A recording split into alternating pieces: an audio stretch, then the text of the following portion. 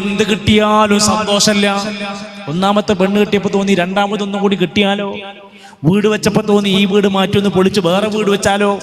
നല്ലൊരു കാറ് കിട്ടിയപ്പോ തോന്നി ഇത് മോഡല് പോരാ തോന്നുന്നു, പുതിയ ഒന്ന് കാറ് നോക്കിയാലോ. ഇവിടെ സന്തോഷമല്ല. എപ്പോഴാണ് ഒരു കംപ്ലീറ്റ് 100% സന്തോഷം കിട്ടുക? ഇമാം അഹ്മദ് റഹിമഹുല്ല പറയാണ്, നിന്റെ കാല് എന്നാണോ സ്വർഗത്തിൽ എടുത്തു വെക്കുന്നത് അന്നായിരിക്കും സമ്പൂർണമായ സന്തോഷം നിനക്ക് കിട്ടുക. അതാ സ്വർഗത്തെ കുറിച്ച് പറഞ്ഞത്, ഫീ ഈശത്തിർ റാളിയ, സമ്പൂർണമായ തൃപ്തിയുള്ളല്ലോ. ആ സ്വർഗത്തിൽ നമ്മൾ എത്താൻ നമ്മൾ എന്ത് മാർഗമാ സ്വീകരിക്കേണ്ടത്?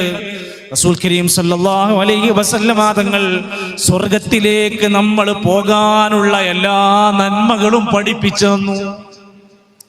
നരകത്തിൽ നിന്ന് നമ്മളെ രക്ഷപ്പെടുത്താനുള്ള എല്ലാ തിന്മകളെയും പറ്റി പറഞ്ഞു തന്ന് അരുതേ അരുതേ എന്ന് നമുക്ക് താക്കീത് തന്നു. നബിന്റെ പ്രത്യേകത എന്താ? ബഷീറം വനദീറാ, സ്വർഗത്തിനെ കുറിച്ച് സന്തോഷ വാർത്ത തരും, നരകത്തിനെ കുറിച്ച് താക്കീത് തരും.